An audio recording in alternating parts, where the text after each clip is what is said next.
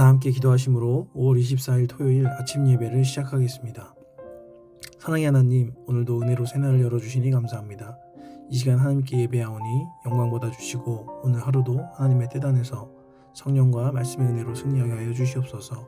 예수님의 이름으로 기도합니다. 아멘. 오늘의 말씀은 빌립보서 1장 12절에서 26절입니다.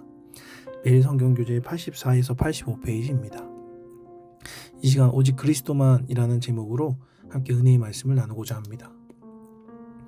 본문에 등장하는 바울은 자신의 현재 상황, 곧 감옥에 갇혀 있다는 사실을 숨기지 않고 정직하게 전합니다.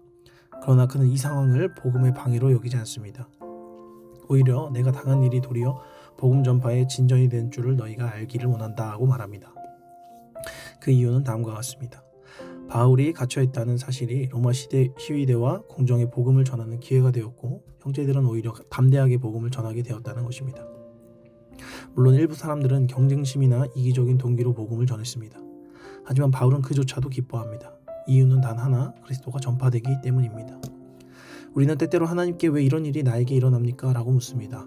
그러나 바울은 묻기보다는 그 안에서 하나님의 뜻과 복음의 기회를 먼저 봅니다.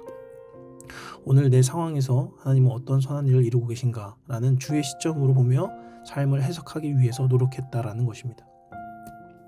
바울은 자신의 석방 여부를 알 수 없는 상황에서 담대하게 말합니다. 자신은 살든지 죽든지 오직 그리스도가 존귀하게 되기를 원한다라고 고백합니다. 바울은 두 가지 사이에서 갈등합니다. 한편으로는 그리스도와 함께 있는 것이 더 좋기에 죽음을 소망하여 천국 가길 희망하고, 다른 한편으로는 성도들을 위해 더 오래 사는 것이 필요하다고 느낍니다. 결국 그는 자신이 살아남아 성도들의 기쁨과 믿음을 돕는 일을 계속할 것이라 확신합니다.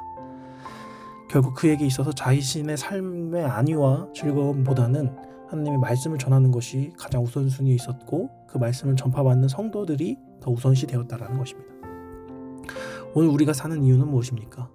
바울은 내게 사는 것이 그리스도니 죽는 것도 유익함이라는 고백을 통해 그의 삶이 철저히 예수 중심으로 살았다는 것을 보여줍니다. 나의 삶의 중심은 누구입니까? 빌립보서 1장을 마무리하며 바울은 빌립보 성도들에게 다음과 같이 권면을 합니다. 오직 너희는 그리스도의 복음에 합당하게 생활하라. 그 합당한 삶의 모습은 한 마음으로 서서 한 뜻으로 복음을 위해 협력하며 어떤 대적 앞에서도 두려워하지 않는 것입니다. 그리고 고난조차도 그리스도를 위한 선물임을 깨닫게 합니다. 고난은 버림받은 것이 아니라 오히려 선택받았다는 증거라는 것입니다. 빌립보서 1장은 단순히 감사의 인사를 넘어서 고난 가운데서도 복음의 눈으로 삶을 해석하는 법을 가르쳐줍니다. 바울은 고난을 통해 복음이 더 널리 퍼지는 것을 보았고 죽음 앞에서도 기쁨과 확신으로 살아갈 수 있었습니다. 오늘 우리도 그 바울의 시선으로 삶을 바라볼 수 있다면 어떤 상황에서도 기뻐하라는 말씀이 단순한 명령이 아니라 현실적인 능력이 될 것입니다.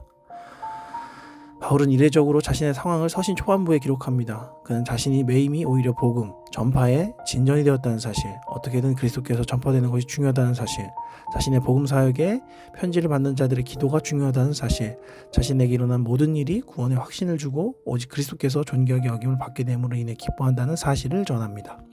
이는 싸움과 다툼으로 인해 마음이 나뉘고 분쟁이 생긴 편지를 받는 자들에게도 큰 격려와 도전이 된다는 것입니다. 그들은 바울이 전한 소식을 듣고 그를 위해 계속 기도하고 협력하면서 그리스도만 존귀하게 여김을 받도록 복음 사역에 매진할 것입니다. 바울은 살든지 죽든지 자신의 모든 것으로 그리스도께서 존귀하게 여김을 받는 일에 최선을 다하였습니다. 바울의 매임이 복음 전파의 진전이 되었고 이를 통해 구원의 확신을 가지게 된 수신자들의 기도를 통한 성령의 도우심이 있었기 때문에 가능하다는 증거입니다. 바울이 살든지 죽든지 오직 그리스도만 존귀하게 됨을 확신하기에 항상 기뻐할 수 있는 것처럼 성도님들의 삶의 초점도 그리스도께 존귀하게 여김을 받는 데 초점을 맞추시는 성도님들 되시기를 기도하시겠습니다. 바울의 몸은 묶였으나 복음은 묶이지 않았습니다. 불순한 동기로 복음을 전하는 사람들이 있었지만 바울은 그들을 책망하기보다는 전파되는 것은 그리스도니라며 기뻐하는 것을 봅니다. 복음에 무감각하고 복음 전도에 소극적이었던 지난 날을 돌이킵니다. 우리도 복음 전파를 삶의 최우선으로 여기는 성숙한 성도가 되게 하옵소서.